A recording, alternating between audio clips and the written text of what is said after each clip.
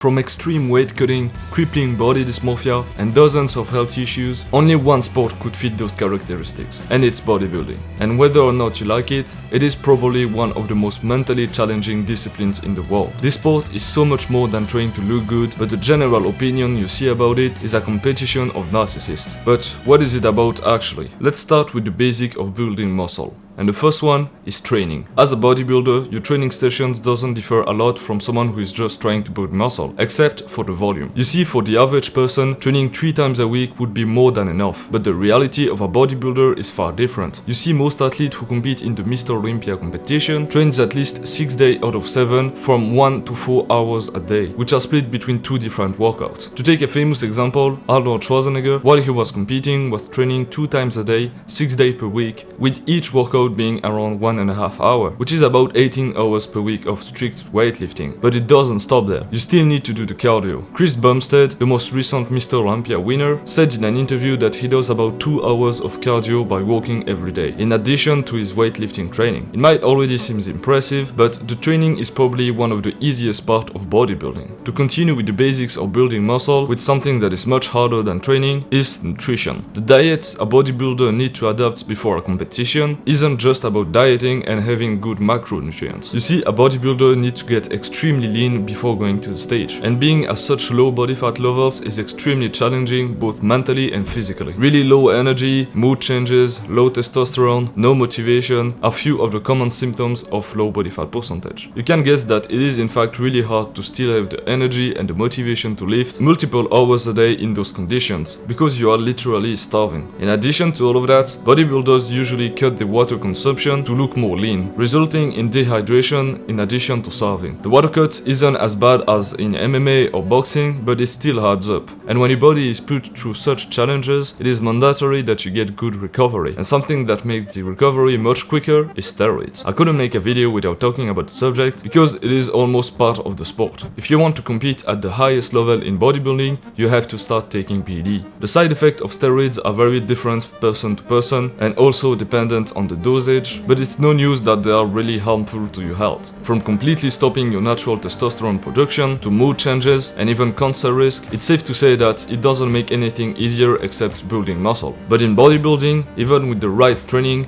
diet and steroids, you still won't be the next Mr. Olympia, simply because of genetics. They play a massive role on how fast you can put on muscle, how each of your muscle look, your anabolic response, and many more. And usually world-renowned bodybuilders have 1 in a million genetics, so even if you did everything right, you probably won't look like them. I also need to mention that all of what I previously mentioned has a cost, and I don't mean it metaphorically. From coaches, nutritionists, equipment, steroids, and even other expenses, bodybuilding is a really expensive sport. And it's not like you earn a lot of money as a bodybuilder. You might get some prize money from competition if you win them, but it's still far from being enough. In fact, most of the income of professional bodybuilder doesn't even come from the sport, but rather social media with sponsorships and supplement selling. But if you are not famous enough to live from social media, then you probably will need to work a side job, which is the situation of most bodybuilders. Only the top 1% of the sport can even live out of bodybuilding, and even fewer can be rich out of it. So just imagine working a side job in addition to all the work you already put in bodybuilding. We cover the training, the nutrition, and the recovery, and even the expenses, but all of those things are visible. But what can't we see? What is it inside of the head of a bodybuilder? Well, you can probably forget the idea that you like your physique. Apart from certain exceptions, when you focus so much on your physique, you start to see only its flaws. In fact, you are training your eyes to see imperfections in your physique to try to improve it, but the result of this process is bigorexia, more known as a type of body dysmorphia. It might not seem like it from the outside, but some bodybuilders find themselves fat, skinny, and even hate their physique. And it is usually even worse when they get to low body fat percentage. It is crazy to say it, but some non-lifters probably have a better opinion about their own physique than some bodybuilders. I also think this sport is massively misunderstood. You see, most people will say that it's too much and that they don't want to look like this, which is kinda disrespectful. For example, most people won't dare to say those things to an obese person,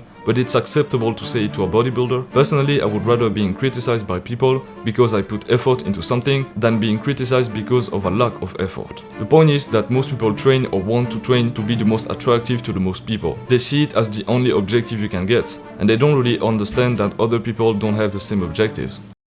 So why would anyone go through all of this? Well, because I'm not a bodybuilder, I'm not the one who should answer. After a long, hard day's work of working out and working 8 hours, I get a chance to come home and do the treadmill for another hour. It's a wonderful life. The reason why I do all that, put my body through all that, is because I love it.